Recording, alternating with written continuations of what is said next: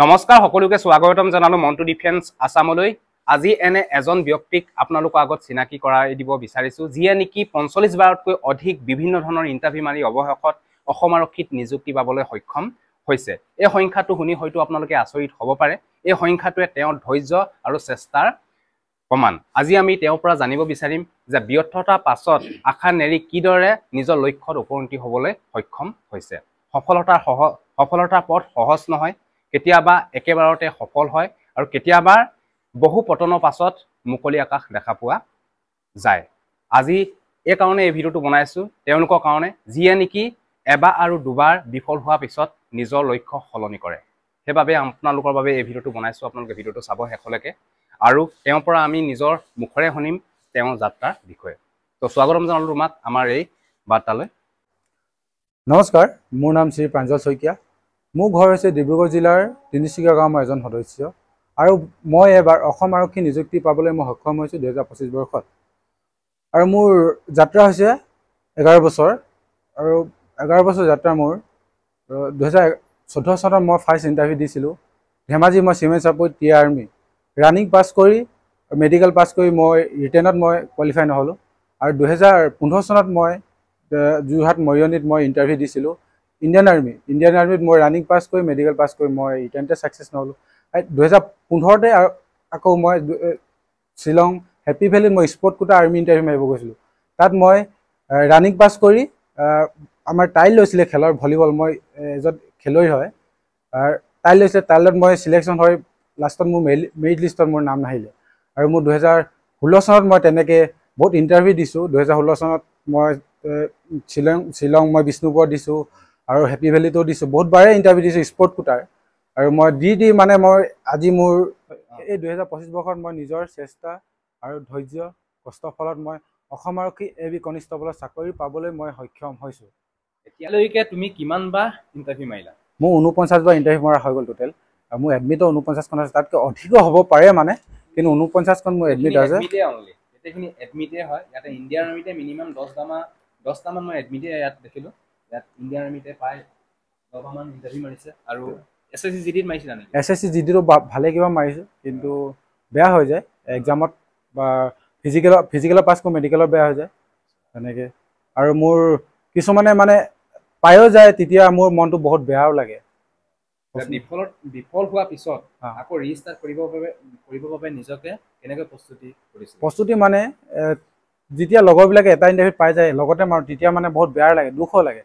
তাৰপিছত মই আকৌ আহি নিজকে চেষ্টা কৰোঁ যে মই পামেই, নেক্সট বছৰ হ'লেও মই পামেই, মই চাকৰি ল'ম, মই দেখুৱাই আহিম মা দেউতাক বা কিবা কৰি যেনেকৈ চাকৰিটো ল'ম বুলি মই আকৌ মোৰ নিজৰ ফিজিকেল ক্ষেত্ৰত বা পঢ়াৰ ক্ষেত্ৰত মই তৈয়াৰী কৰোঁ।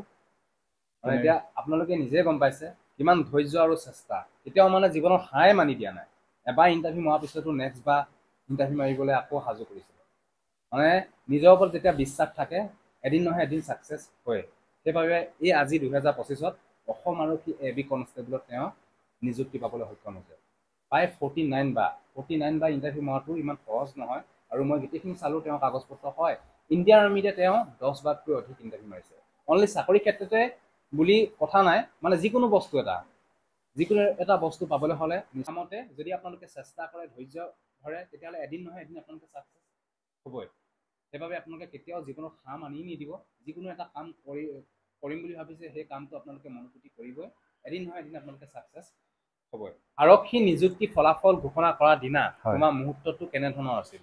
সেই দিনটো যেতিয়া মোৰ লগতে ৰিজাল্টটো চাই দিছিলে, মই সেই দিনটো মানে ক'ব নোৱাৰা হৈ গ'লোঁ। মানে যেতিয়া মোৰ এডমিটখন দিলে পাছ কৰিলি তই বুলি যেতিয়া মোক কৈছিলে লাষ্ট, কাৰণ মই কেলৈ 48 বাৰ মই বিফলতা হৈছোঁ, লাষ্ট 49 বাৰে মই ছাকচেছ হৈছোঁ বা কংগ্ৰেচুলেশ্যন হৈছে। তাতে মই আমাৰ মাননীয় মুখ্যমন্ত্ৰী ছাৰলৈ বহুত ধন্যবাদ থাকিল। ছাৰ স্বচ্ছ আৰু নিকাভাৱে হোৱাৰ কাৰণে আজি মই এই অসম আৰক্ষী AB কনিষ্টেবলৰ চিলেকশ্যন হ'বলৈ সক্ষম হৈছোঁ। মোৰ পিনৰ পৰা বহুত ধন্যবাদ জনাইছোঁ, কাৰণ 2018 চনৰ পৰা যিটো ৰিক্ৰুটমেণ্ট চলি আছে আজিলৈকে সকলোবিলাক নিকা আৰু স্বচ্ছভাৱে ইণ্টাৰভিউটো পাতি আছে। তাৰ বাবে মোৰ পিনৰ পৰাও আমাৰ মাননীয় মুখ্যমন্ত্ৰী ডক্টৰ হিমন্ত বিশ্ব শৰ্মা ছাৰক মোৰ পিনৰ বহুত ধন্যবাদ জনাইছোঁ। এতিয়া মেইন কথাটো হ'ল, আজি যুৱক যুৱতীসকলে এবাৰ মৰাৰ পিছত তেওঁলোকে হয়তো হাৰ মানি দিয়ে, বা তেওঁলোকৰ বাবে তুমি কি ক'বা? মানে চেষ্টাটোতো কৰি থাকিব লাগিব সদায়, চেষ্টা কৰিলে ধৈৰ্য্যফল সদায় মিঠা বুলিয়ে কয়, বহুতে কয় ধৈৰ্য্যফল মিঠা। কাৰণ মই গম পাইছোঁ তাৰে প্ৰমাণ, ইমানখিনি চেষ্টা কৰাৰ পিছত আজি এই পৰ্যায়ত তেওঁ সফল হ'বলৈ সক্ষম হৈছে। হয়, চেষ্টা কৰি থাকিব লাগিব। চেষ্টা কৰিলে এদিন আনচাকচেছ হ'লে এদিনত ছাকচেছ হ'ম বুলি নিজে ধৰি ল'ব লাগিব মনতে। তাৰপিছত চেষ্টাটো কৰি থাকিব, ছাকচেছ সবাই মুঠতে চেষ্টা কৰি থাকিব লাগিব। তাৰ বাবে অনলি ৰানিং কৰি থাকিলে নহ'ব, ভালকৈ পঢ়িব লাগিব। ভালকৈ পঢ়িব লাগিব, ৰানিঙত ভাল নাম্বাৰ এটা উঠাব লাগিব, ৰিটেনতো ভাল নাম্বাৰ এটা উঠাব লাগিব, তেতিয়াহে মানে ছাকচেছ হ'বা। আৰু এইটো 100% আৰু আপোনালোকে হয়তো গম পাইছে, ভিডিঅ'টো এইবাবে আপোনালোকৰ বাবে আগবঢ়ালোঁ যাতে জীৱনত কেতিয়াও হাৰ মানি নিদিব। পৃথিৱীৰ সকলোৱে আপোনাৰ লগত বেইমানি কৰিলে আপোনাৰ নিজৰ চেষ্টা যোগ্যতাই কেতিয়াও বেইমানি নকৰে। এই কথা আপোনালোকে মনত ৰাখিব আৰু তাৰ কাৰণে আপোনালোকে আগবাঢ়ি যাওক। যিকোনো বস্তু এটা কৰাৰ আগত আপোনালোকে হাৰ মানি নিদিব, চেষ্টা কৰক, এদিন নহয় এদিন আপোনালোকে ছাকচেছ হ'বই। বাকী এওঁ জীৱনত খেলৰো এটা বিশেষ স্থান আছে। এওঁ ৰাষ্ট্ৰীয় পৰ্যায়ত ভলীবল খেলি অসমক প্ৰতিনিধিত্ব কৰিছে। বিভিন্ন প্ৰতিযোগিতাত অংশগ্ৰহণ কৰি পুৰস্কাৰ, পদক আৰু সন্মানো লাভ কৰিছে। আপোনালোকে চাই লওক পিছপিনে, এইখিনি আপোনালোকৰ মেডেল। ইয়াৰ আপোনালোকে চাই লওক, গোটেইখিনি মেডেলে, চাৰ্টিফিকেট, আৰু তেওঁ মেন অফ দ্য মেচো পাইছে। আপোনালোকে এইবিলাক চাই লওক, এইপিনে ট্ৰফি। মানে তেওঁ এজন সঁচাকৈ মানে অলপ ফিজিকেলি ফিটনেছ, আৰু লগতে তেওঁ মানে নিজকে কেতিয়াও মানে দুৰ্বলতা নেদেখায়। তেওঁ কেতিয়াও নেদেখায়, নিজকে মানে শক্তিশালী কৰিবলৈ বিচাৰে। তেওঁ ৰাষ্ট্ৰীয় পৰ্যায়ত ভলীবলো খেলিছে।